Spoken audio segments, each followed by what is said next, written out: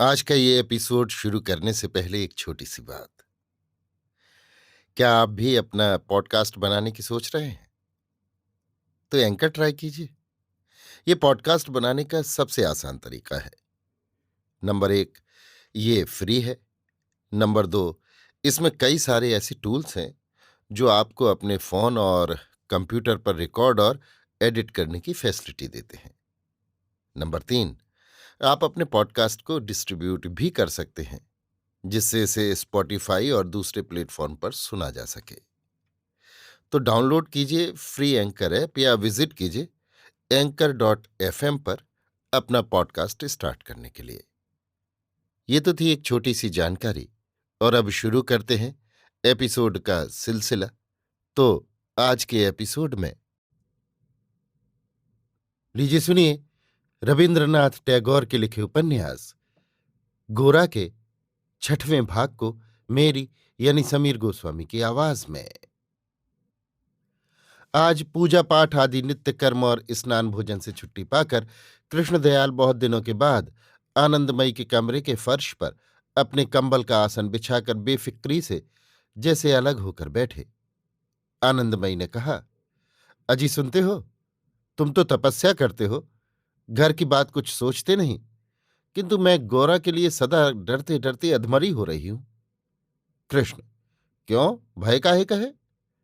आनंदमयी, सो तो मैं ठीक बता नहीं सकती, मगर मुझे जान पड़ता है गोरा ने आजकल जो हिंदू आचार से चलना शुरू किया है वो उसके लिए अभी अच्छा ना होगा, उसे नहीं फलेगा।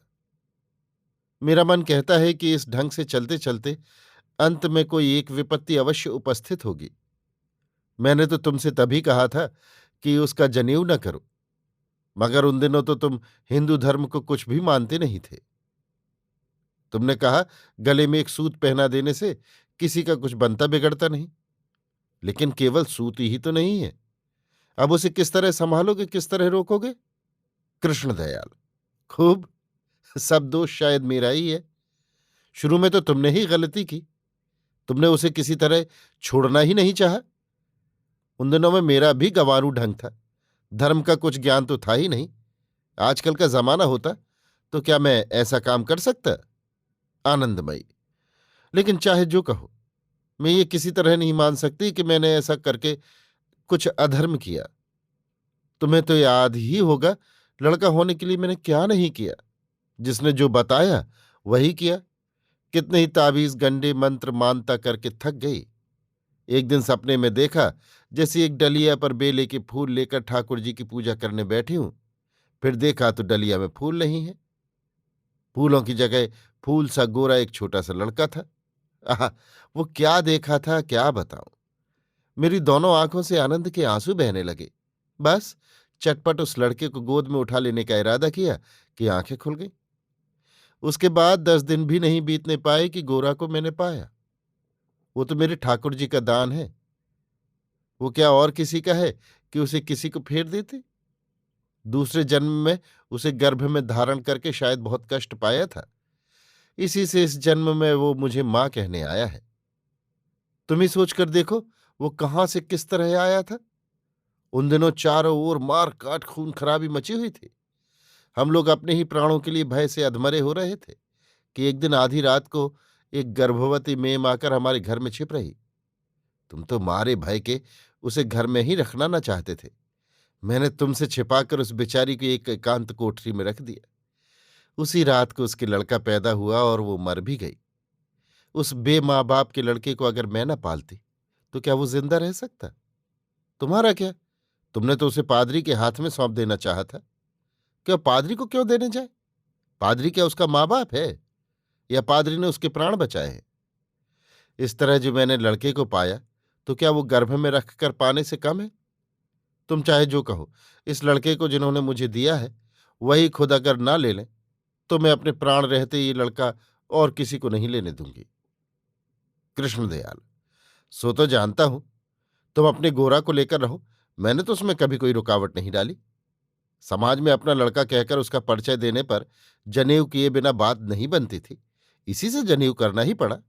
उसके लिए तो लाचारी थी। अब केवल दो बातें सोचने की हैं। न्याय से मेरी सारी जमा और जायदाद महिम को ही मिलनी चाहिए। वही है। आनंदमयी, तुम्हारी जमा और जायदाद का हिस्सा कौन लेना चाहता है? तुमने जो रुपए जमा किए हैं सो सब तुम महिम को दे जाना। गोरा उसमें से एक पैसा भी नहीं लेगा। वो मर्द का बच्चा है, लिखा पढ़ा है, खुद मेहनत करके कमा खाएगा। वो पराये धन में हिस्सा लगाने क्यों जाएगा? वो जीता रहे, यही मेरे लिए बहुत है। मुझे और किसी संपत्ति की दरकार नहीं है। कृष्णदयाल, ना, मैं उसे कुछ भी ना दूंगा। ये ना होगा। जागीर उसी को दूंगा। किसी समय उसका मुनाफा 1,000 रुपये साल तक हो सकेगा। अब चिंता की बात सिर्फ ये है कि उसके ब्याह का क्या होगा। पहले जो कुछ मैंने किया सो किया, लेकिन अब तो हिंदू मत के अनुसार ब्राह्मण के घर उसका ब्याह नहीं कर सकूंगा। इसमें चाहे क्रोध करो या चाहे जो करो। आनंदमयी, हाय हाय, तुम समझते हो कि मैं तुम्हारी तरह पृथ्वी भर पर गंगा जल और गोबर से चौका नहीं लगाती फिरती, इसलिए मुझे धर्म का ज्ञान भी नहीं है। ब्राह्मण के घर में उसका ब्याह क्यों करूंगी और नाराज ही क्यों होंगे? कृष्णदयाल, क्या कहती हो? तुम तो ब्राह्मण की लड़की हो। आनंदमयी, ब्राह्मण की लड़की हूं तो क्या हुआ? ब्राह्मण के आचार का पालन करना तो मैंने छोड़ ही दिया है। महीम के ब्याह के अवसर पर भाई बिरादरी और नातेदार लोगों ने मेरी क्रिस्तानी चाल बताकर काम बिगाड़ना चाहा था। इसी से अपनी खुशी से मैं अलग हो गई, कुछ नहीं कहा।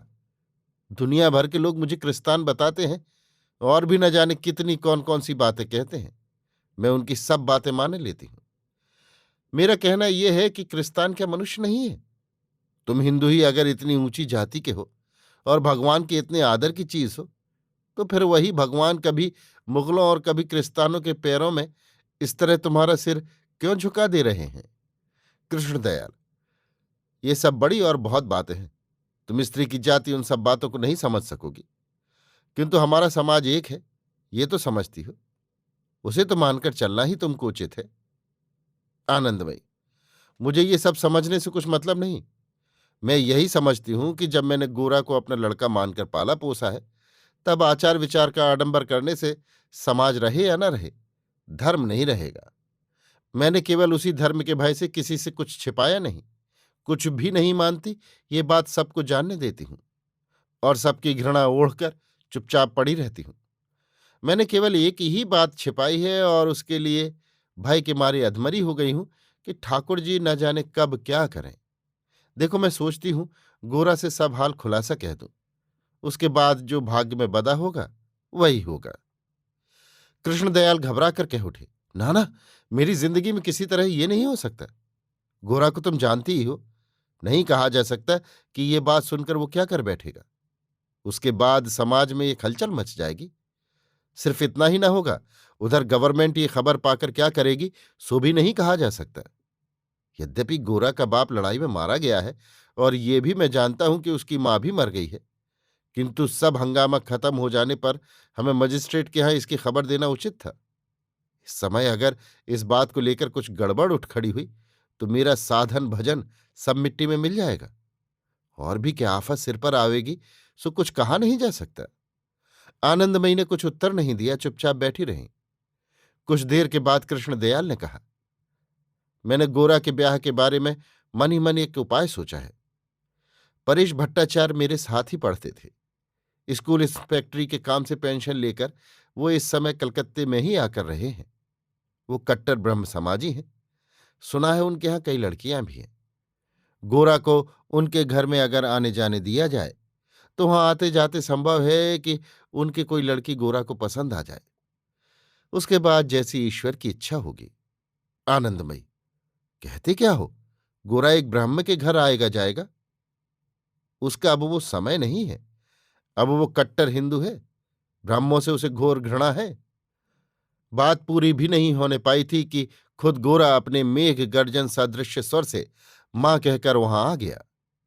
कृष्णदयाल को वहां बैठे देखकर उसे कुछ आश्चर्य हुआ। आनंदमयी चटपट उठकर गोरा के पास गई और दोनों आंखों से स्नेह वर्षा करती हुई बोली, क्यों बेटा, क्या चाहिए?